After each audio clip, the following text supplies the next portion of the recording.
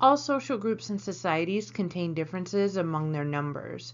Some groups have more access to resources of society than others. And this means the daily life experiences of the various groups will be different. Since there exists an unequal distribution of resources between group members, social stratification then looks at the structured social inequality.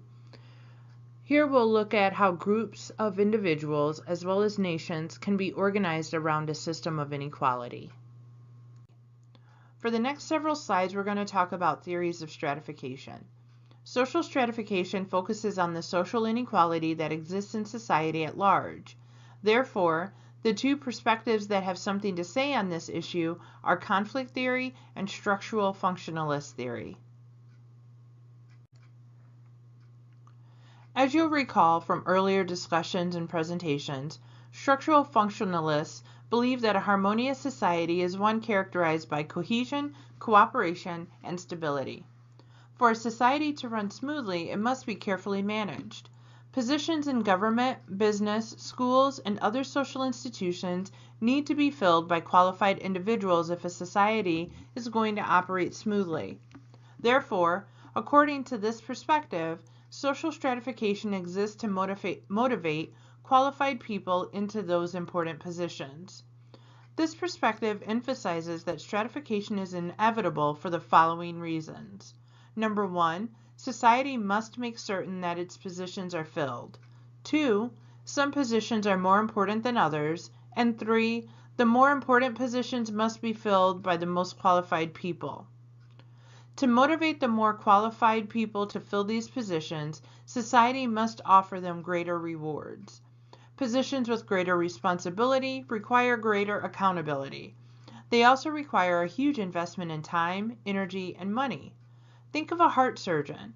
To become one requires paying an expensive medical education for at least 10 years. How do we motivate someone to put up with such demanding schedules and expensive bills? According to structural functionalists, we do it by offering doctors greater rewards. This function of rewarding people with talent has developed in modern societies a meritocracy, which is a stratified society based on personal merit. In such a society, equality of opportunity is promoted, while at the same time establishing a system of unequal rewards. Not everyone agrees with this viewpoint. Some sociologists want to know, how do you measure the importance of a position? How do we know lawyers are more important than physical therapists? How do we know that a famous celebrity that makes $50 million a year contributes more to our society than an engineer? They would also point out that not all positions are awarded on merit. The sons and daughters of wealthy parents tend to end up with nice jobs. In 1996, Gilbert Amelio, CEO of Apple Computers, laid off more than 4,000 employees and saw Apple stock lose 40% of its value, but he still paid himself more than $23 million. Finally, if stratification is functional, then it should benefit everyone in the society. Clearly, it does not. If you'll recall in the conflict perspective, conflict theorists believe that society is held together by conflict and coercion instead of function. From a conflict perspective, society is based on groups competing for scarce resources. Some groups have more power and resources than others. These groups with an advantage do not want to share with those groups who are at a disadvantage.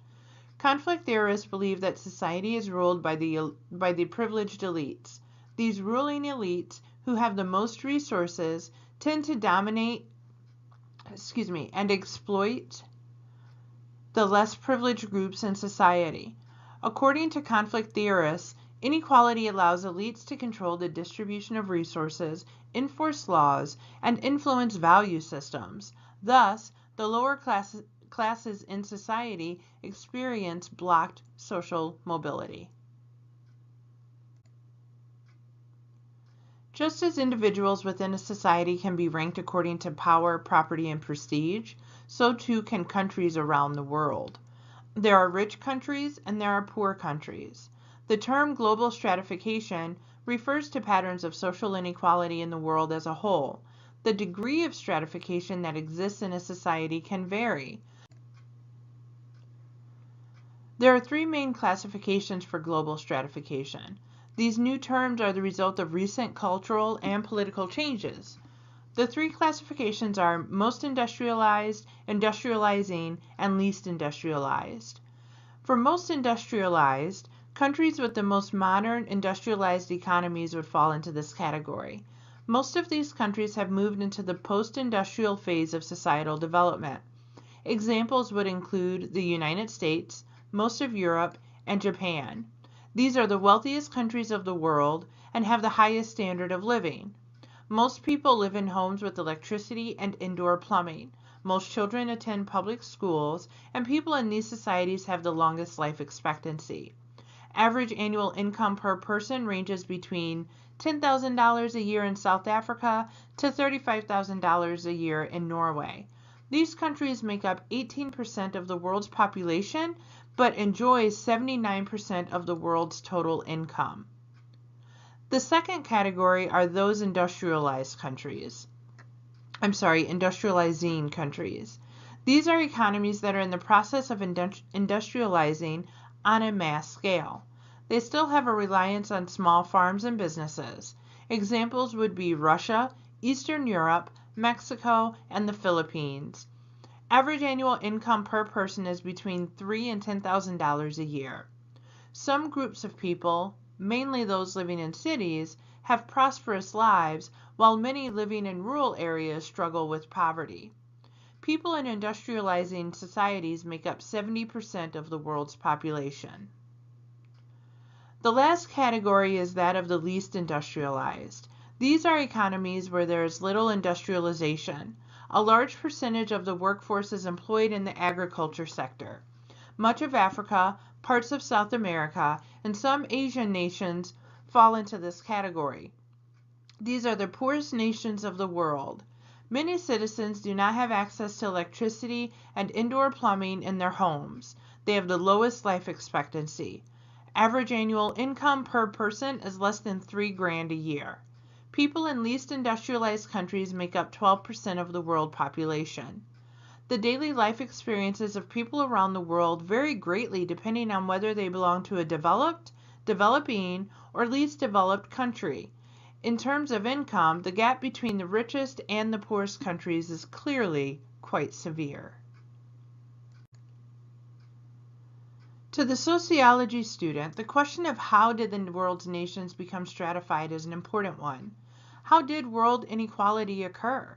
Below is a list of some of the explanations that sociologists use in describing world stratification.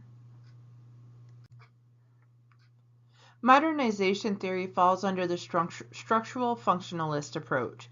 This theory states that the whole world was poor up until the first European countries began to industrialize. Modernization theory explains global stratification in terms of technical and cultural differences between nations. Western European cultures produced advances in technology that spurred the Industrial Revolution, which created an environment that allowed the development of capitalist economies. There are stages to economic development that all societies must pass through. High-income countries then can play an important role in the economic development of low-income societies. We'll talk about this more towards the end of the PowerPoint. This can be accomplished by rich countries exporting and promoting the use of birth control technology, teaching high-tech farming methods to poor nations, introducing machinery and information technology which raises productivity, and by providing foreign aid for large projects such as irrigation systems and power plants. According to modernization theory, rich countries are a part of the solution to the problem of global stratification. The culture of poverty theory falls under the umbrella of structural functionalism as well. This theory is the only stratification theory which attempts to place some of the blame of poverty on the poor society. It looks at internal reasons for poverty. This theory believes that poverty is perpetuated from one generation to the next because of cultural factors of the society. Such cultural factors could include a desire to cling to traditional ways, a distrust or fear of technology or religion. This theory became quite popular in the United States during the 70s and 80s in explaining poverty in urban areas and why people were on welfare from one generation to the next. The two theories described here have a perspective of wealthy nations being helpful or beneficial in reducing stratification and poverty. The theories outlined next will see how rich countries are a part of the problem, making poor countries economically dependent and in debt. For the record, the culture of poverty theory has been largely disproven, although it still maintains quite a following in today's society.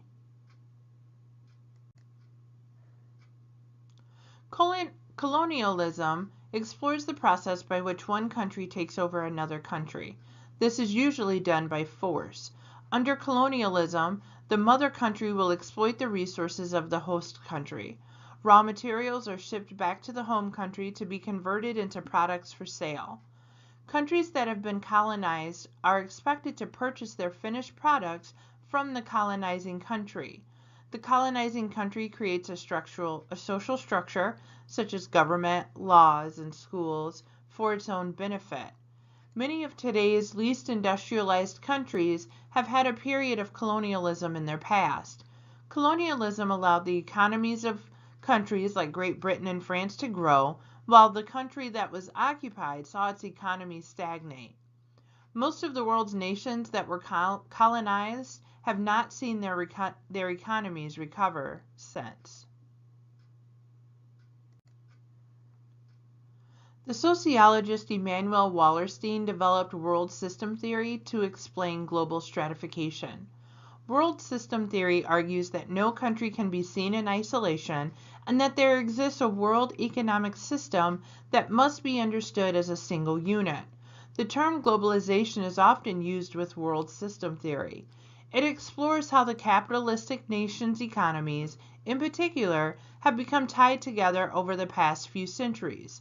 According to this theory, the world has developed where there exists a camp of wealthy nations and a camp of poor nations. At the center of the world economic system are the rich, powerful, industrial capitalist countries that control the system. These are called the core countries.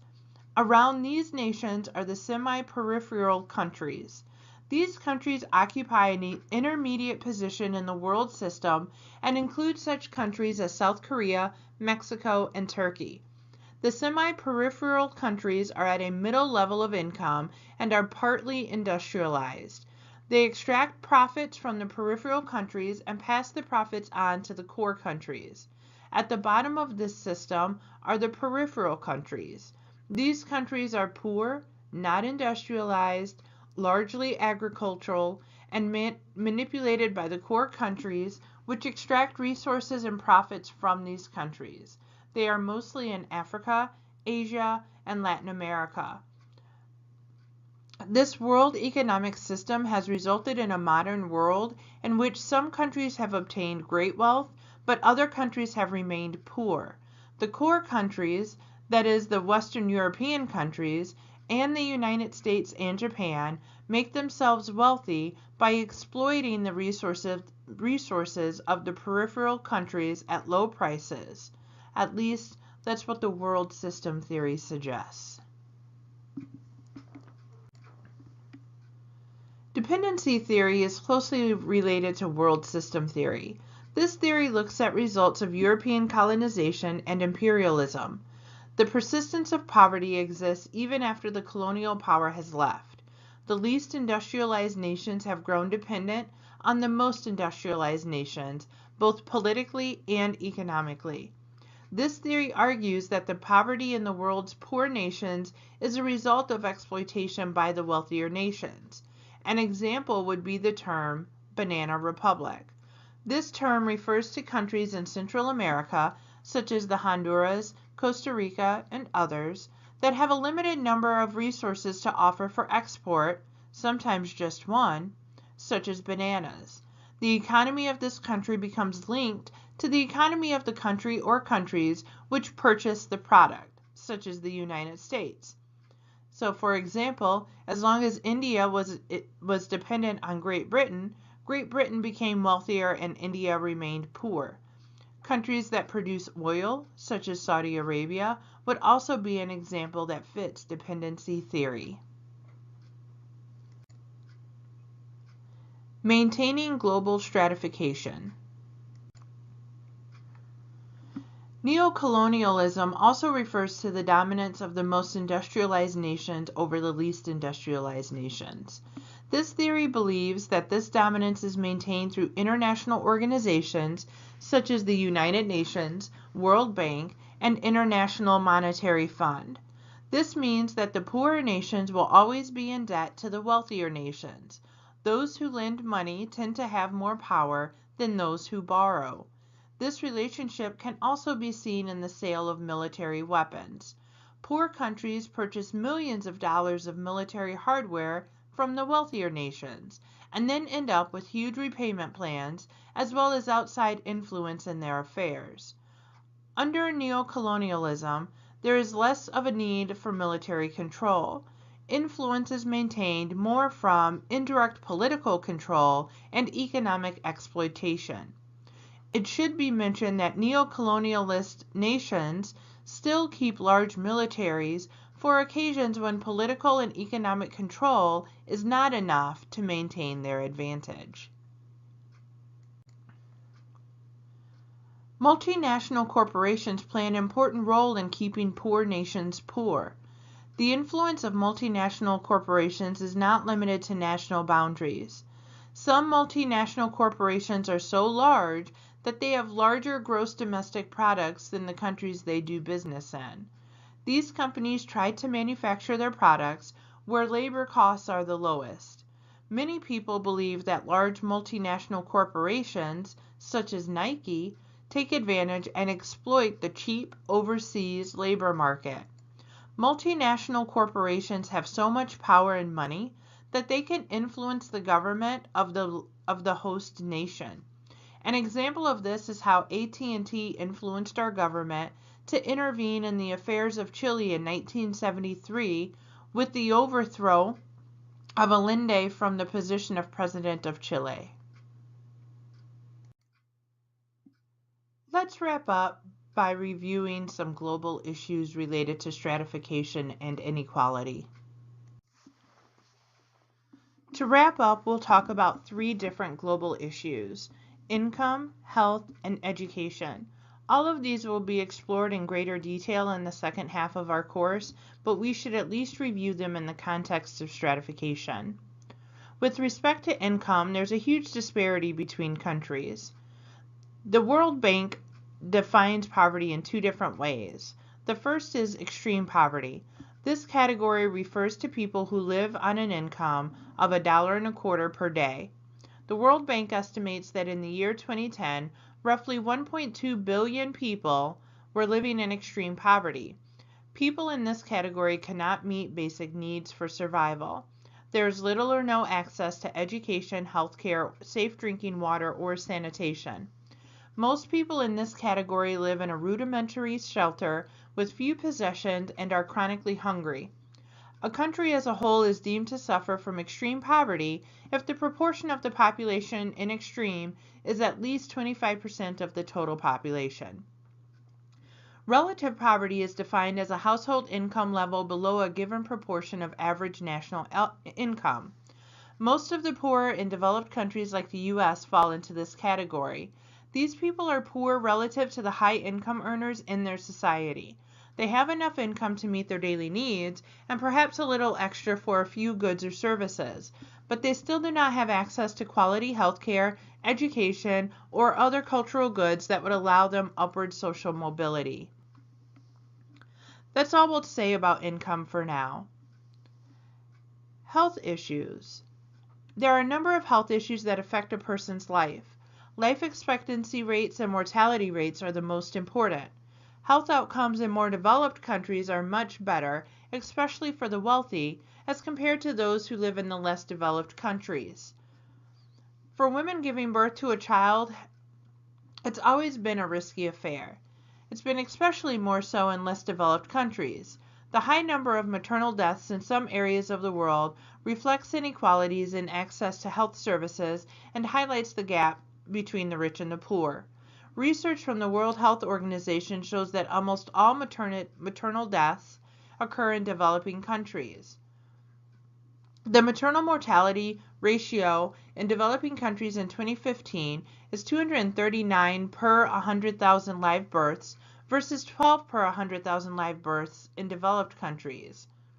There are large disparities between countries, but also within countries, and between women with high and low income and those women living in rural versus urban areas. Let's move on to infant mortality rates. According to the World Health Organization, in 2015, 75% of all under 5 deaths, that is under the age of 5, occurred within the first year of life. Globally, the infant mortality rate has decreased from an estimated rate of 63 deaths per 1,000 live births in 1990 to 32 deaths per 1,000 live births in 2015. The infant mortality rates are much higher in less developed countries compared to the more developed countries. Too many mothers in the poor countries experience the loss of a child. According to a World Health Organization report in 2013, life expectancy at birth for both sexes globally was 71 years, ranging from 62 years in low-income countries to 79 years in high-income countries. Women live longer than men all around the world. The gap in life expectancy between the sexes was 5 years in 1990 and had remained the same by 2013. The gap is much larger in high-income countries, more than 6 years, than in low-income countries, where it is around 3 years. Life expectancy at age 60 reflects the overall mortality level of a population over 60 years old.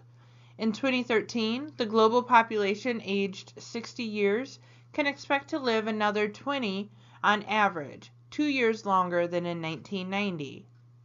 Life expectancy at age 60 in high-income countries is 6 years longer than that in low-income and lower middle-income countries. Finally, let's discuss fertility rates as it relates to health issues. More developed countries have lower fertility rates than the less developed countries. This makes it more difficult for the poorer countries to become more productive and hence wealthier.